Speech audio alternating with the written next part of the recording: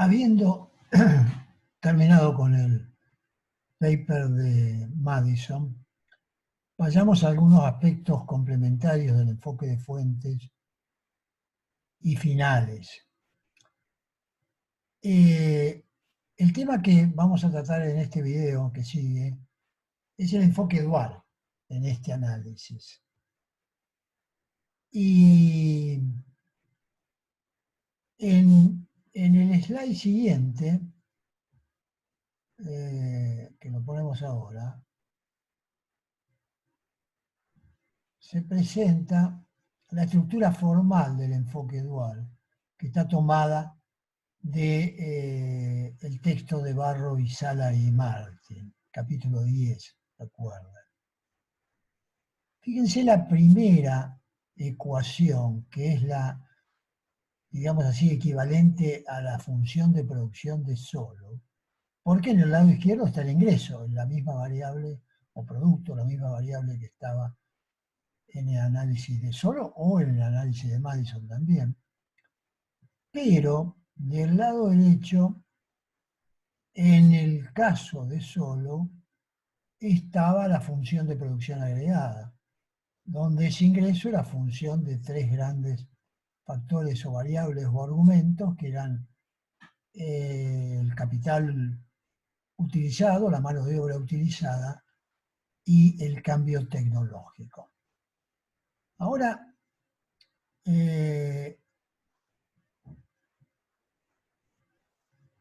acá, digamos, en este enfoque dual, fíjense que esa función de producción es sustituida por esos dos, por esos cuatro argumentos, digamos, del lado derecho, donde K sería la cantidad de capital efectivamente utilizado, tal cual el enfoque primal, L sería la cantidad de horas trabajadas utilizadas, tal cual el enfoque primal, pero cada una de estas cantidades de factores, en vez de estar, si se quiere, multiplicada por una elasticidad parcial de producción o un factor share, está multiplicada por un R y un W.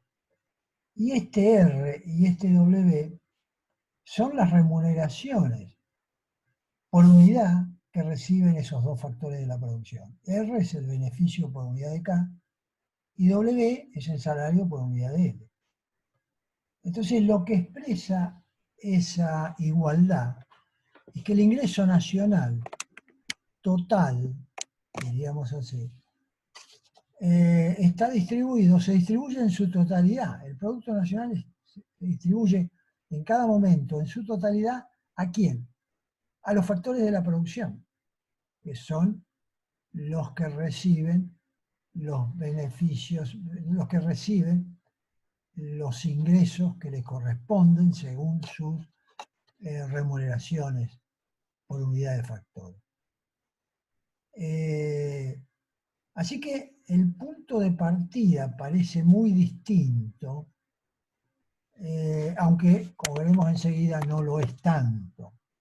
El objetivo del enfoque del dual es tener un procedimiento estadístico y un conjunto de datos en alguna medida distinto de los que se requieren en el enfoque primal.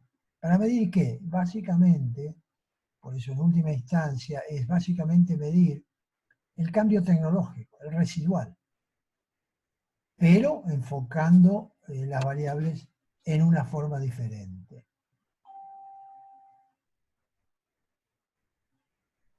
Ahora, si el objetivo es medir el cambio técnico, el cambio tecnológico,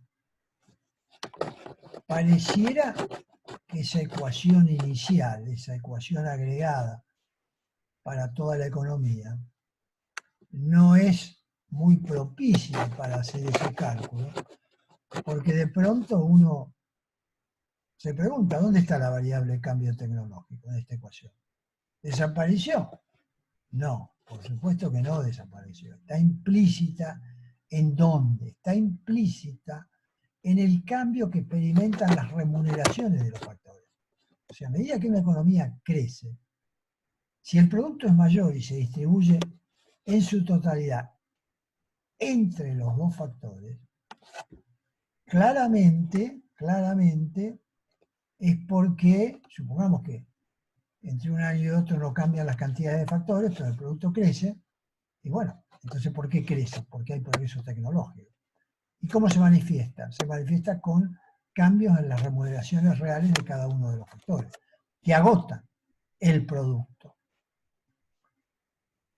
Esta es la forma de presentar la estimación del cambio técnico o de la productividad total de los factores del enfoque dual. Y presenta algunas aristas sumamente interesantes que pasamos a ver. Como siempre, diferenciando esa ecuación inicial, esa distribución agregada de la totalidad del ingreso nacional, diferenciándola logarítmicamente con respecto al tiempo, se obtiene la segunda ecuación. La segunda ecuación. ¿Qué es esta? Es esta ecuación. Porque acá son derivadas de dos productos, se usa la aplicación de la regla del producto, y se obtiene esta expresión en forma muy sencilla.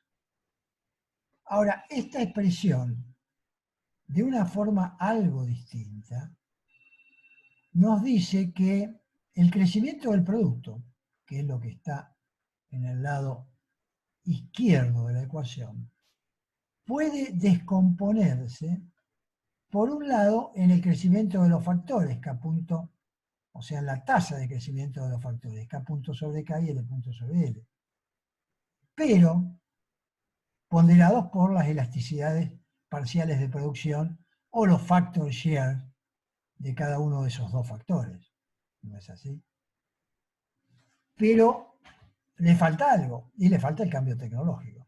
Y el cambio tecnológico acá, en esta expresión segunda, se expresa como el producto entre los cambios en la tasa de crecimiento o de variación de la remuneración por unidad de capital y de la remuneración por unidad de trabajo. También, dada la estructura algebraica de la derivación logarítmica, también cada uno de esos dos aumentos, multiplicados por esas elasticidades parciales, las mismas elasticidades parciales de la producción que multiplican a las tasas de crecimiento de los factores. A su vez tenemos, perdón, quiero ver si me olvido de algo acá. Bien, entonces vayamos a la tercera ecuación, porque haciendo un arreglo y pasando algunas variables, las variables asociadas a las variaciones en las cantidades de factores al lado izquierdo, se obtiene la tercera ecuación. Y esta ecuación también es sumamente interesante. Hemos pasado acá las variaciones en las cantidades de factores ponderadas, al otro lado la hemos deducido del ingreso, ¿y esto qué es? El G, digamos, sombrerito, que es, según la notación que está en el capítulo 10 de Barra, Isale y Martin, es el residual, es el cambio en la productividad total de los factores, o en el residual. ¿Por qué? Porque el residual se lo calcula como la diferencia entre el crecimiento del producto y el crecimiento de cada uno de todos los factores de producción ponderados por sus elasticidades parciales de producción. Pero esta forma de cálculo del residual también es igual a lo que resta del lado derecho de la ecuación, donde acá el mismo residual, G sombrerito, está expresado no en términos de las variaciones de las cantidades de factores, sino en términos de las variaciones de las remuneraciones por unidad de factores. Entonces, esta expresión,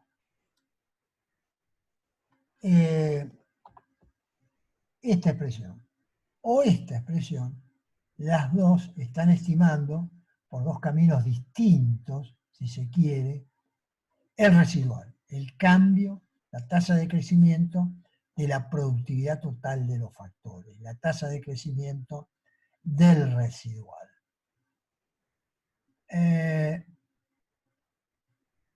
Entonces, hay una primera cuestión de utilidad de tener estimaciones del residual vía el dual. La primera es que ahora disponemos de dos métodos para estimar el residual.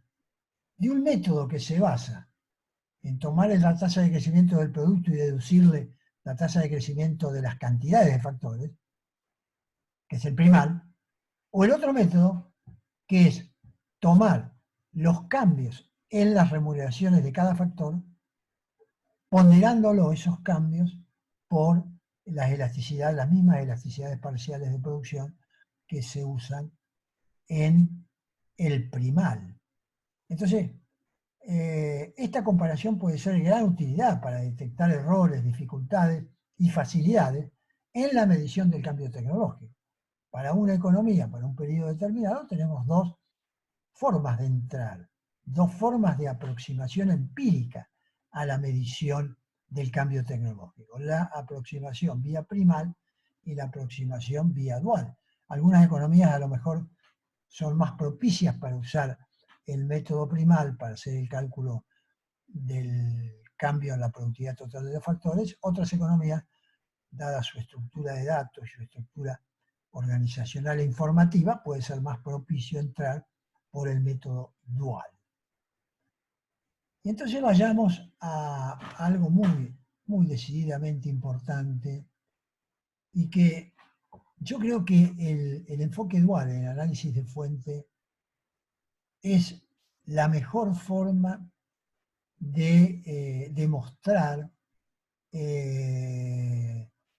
una verdad en la política económica de los países, muy decisiva, muy importante y particularmente muy importante para un país como el nuestro, donde tiene una escasez estructural y crónica de dólares, y donde la generación de dólares se hace a través de lo que se llama el sector de transables de cualquier economía y particularmente el sector de transables de nuestra economía, donde particularmente el sector agrícola es el sector transable por antonomasia.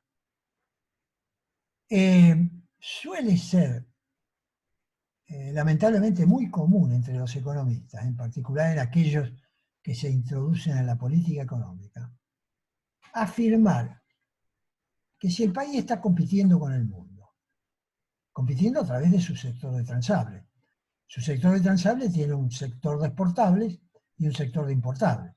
Se compite con el mundo exportando más y se compite con el mundo creando una competencia más firme y más exitosa con respecto a las importaciones. O sea, o exportando más o sustituyendo más importaciones. Eso hace el sector de transables en cualquier economía y particularmente en la nuestra.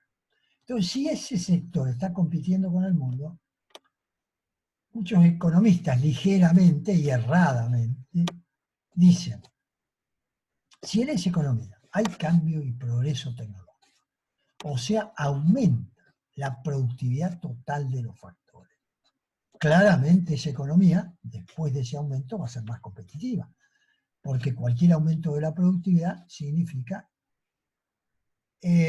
bajar los costos físicos, las necesidades físicas de factores, sea capital o sea trabajo, para producir un bien transable, ya sea porque se lo quiere exportar, ya sea porque quiere competir mejor con las importaciones del mundo. Y esto no es correcto, no es correcto. Y la mejor forma de verlo es un error, les diré, muy común entre nuestros colegas. Repito, creo que es un error particularmente común entre aquellos economistas que quieren hacer política económica y quieren presentar programas de crecimiento, programas de estabilización, etc. ¿Por qué es un razonamiento incorrecto?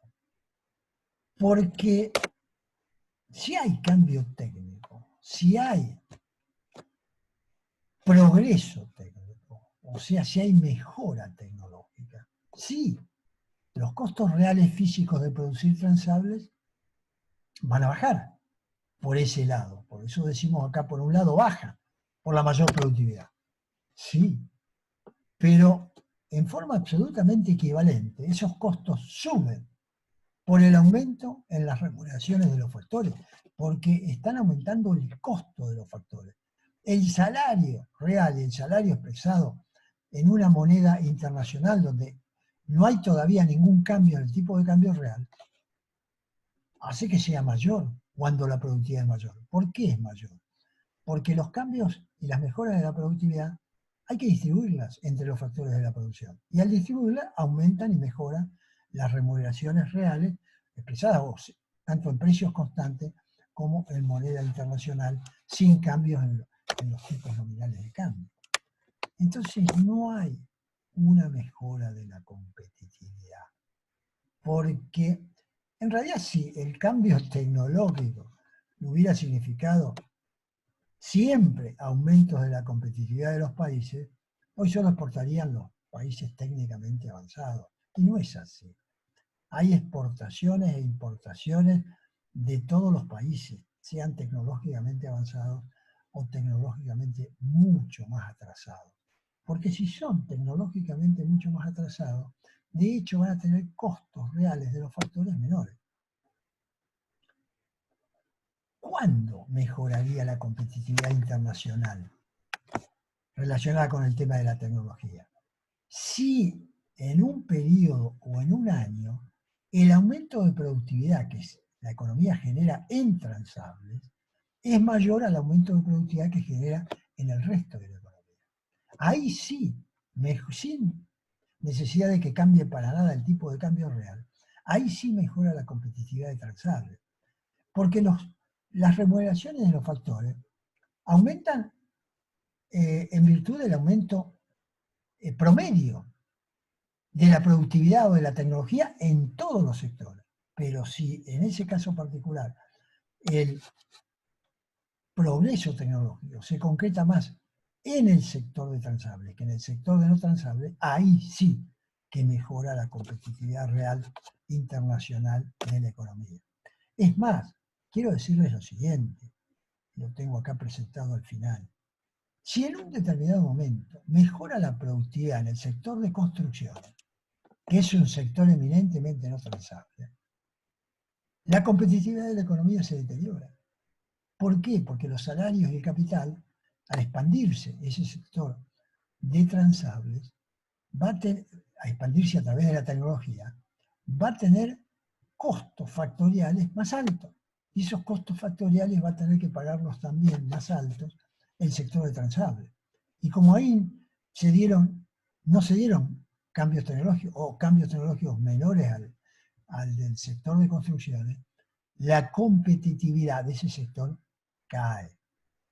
De hecho, si aumenta la productividad en construcciones y queremos mantener la competitividad en el sector de transables de la economía, tenemos que subir el tipo de cambio real. O sea, en alguna medida, generar una depreciación real en el valor del peso para mantener la competitividad anterior. Bueno, terminamos acá este video entonces.